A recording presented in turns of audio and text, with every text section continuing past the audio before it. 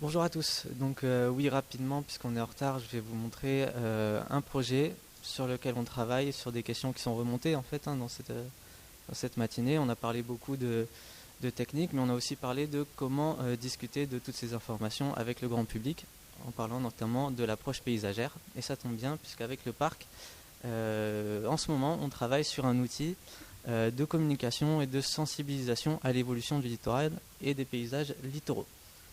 Et là, je vais vous faire en fait une petite démonstration de cet outil, vous montrer un petit peu comment on l'utilise, et vous allez pouvoir l'utiliser en avant-première dès aujourd'hui.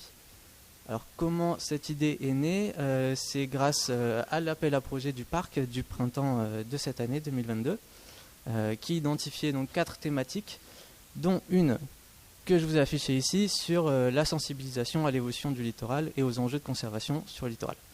Ce qui nous a permis de proposer un outil interactif, ludique, en ligne, qui puisse être utilisé par le grand public pour s'approprier justement ces questions d'évolution du littoral.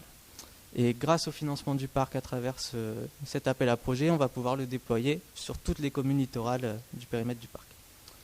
Alors, de quoi est-ce qu'il s'agit Tout simplement, on a exploité le vivier de cartes postales anciennes qui existent sur le littoral.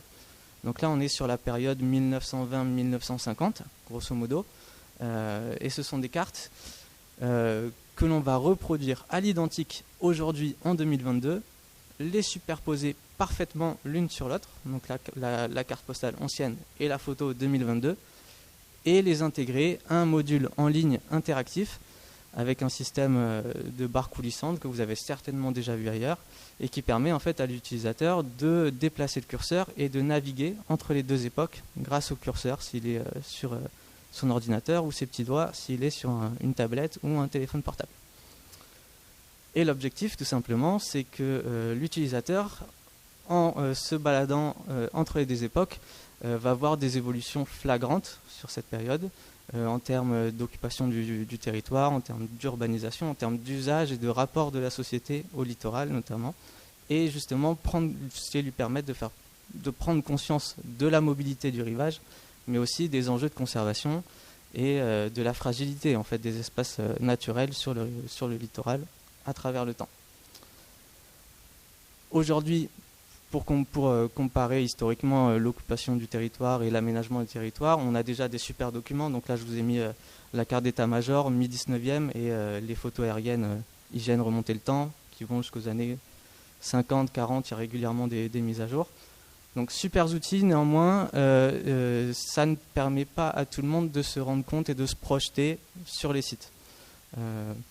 C'est une sorte de plafond de verre, hein. Il faut avoir déjà une référence spatiale de son territoire et ça demande voilà, un petit peu de projection pour imaginer ce qu'étaient les sites à travers ces photos-là. Donc notre projet, il utilise des cartes postales et ce qui est bien avec les cartes postales, c'est que si moi j'arrive à les reproduire, c'est tout simplement que ce sont des vues au sol. Et par ce dispositif-là, on va vraiment se rapprocher de l'utilisateur en le projetant directement dans la photo. Donc ce dispositif, il est déjà utilisé ailleurs. Donc là, c'est le cas du réseau d'observation du littoral Normandie-Hauts-de-France, qui est un observatoire du littoral sur les deux régions. Donc vous avez le périmètre des deux régions qui est affiché ici. Et donc chaque petit carré bleu que vous voyez, c'est une comparaison de cartes postales qu'ils ont effectuées. Donc sur l'ensemble du littoral des deux régions, il y a ce genre de dispositif.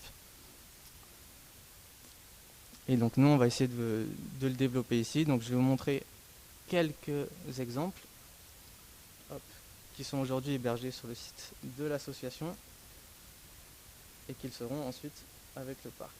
Donc si j'écris un petit peu vite, je vais trouver notre site. Hop. Et je vous propose en fait que là, on regarde tout ça ensemble. Donc j'ai 3 exemples sur la côte rocheuse.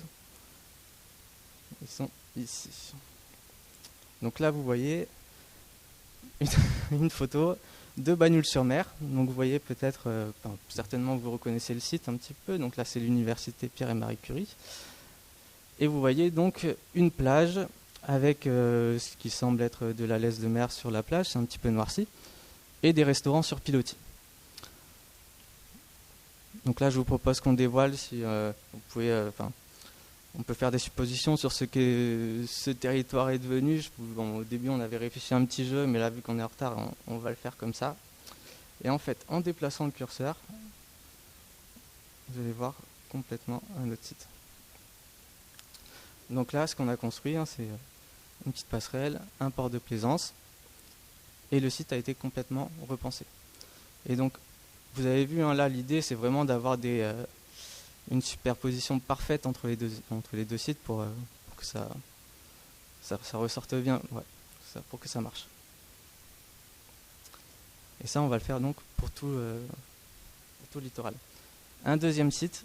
Donc ça, vous pouvez, si vous allez sur le site de l'association, vous pouvez les utiliser sur votre téléphone portable. Je pense qu'il y aura un temps prévu là-dessus cet après-midi.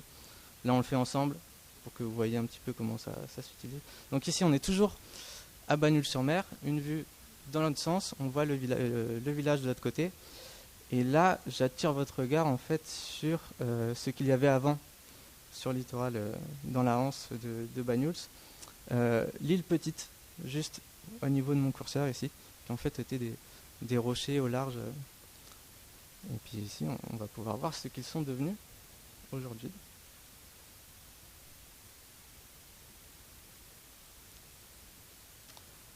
Voilà, donc on voit plusieurs choses sur cette photo, typiquement. Les îles qui ont été rejointes lors de la construction du port de plaisance. Et puis aussi l'urbanisation qui a été faite, qui nous bloque la vue. Donc là, c'est le centre d'hébergement de l'observatoire. Donc en soi, l'idée, c'est pas de juger est-ce que c'est bien, est-ce que c'est mal, mais c'est de montrer ces évolutions et de permettre aux gens de les voir d'eux-mêmes, sachant que ces sites, certainement qu'ils les connaissent déjà. Peut-être qu'ils sont déjà venus sur ces terrains, peut-être qu'ils connaissent cette photo. Et du coup, là, on a une autre sensation par rapport à eux. Si je reviens encore, vous voyez là aussi une plage, des bateaux, etc. Et toujours nos restaurants sur pilotis.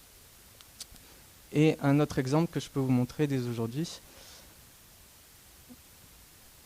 Argelès-sur-Mer, les chalets.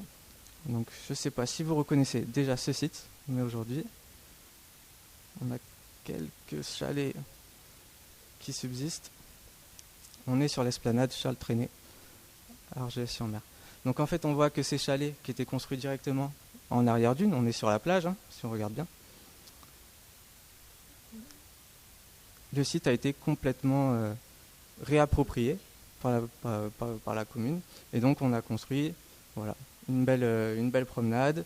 Les dunes qui étaient présentes ont été aménagées. Et les chalets ont été adaptés sur d'autres logements. Donc là, ici, on a des petits immeubles résidentiels. On a toujours des terrasses et des bars qui existaient déjà à l'époque. Et ce faisant, en fait, on essaie de faire prendre conscience à l'utilisateur de la réalité des sites. Et puisqu'il voit en fait un site aujourd'hui urbanisé dans un contexte déjà beaucoup plus naturel. Et à partir de là, on peut sensibiliser au fonctionnement naturel des sites.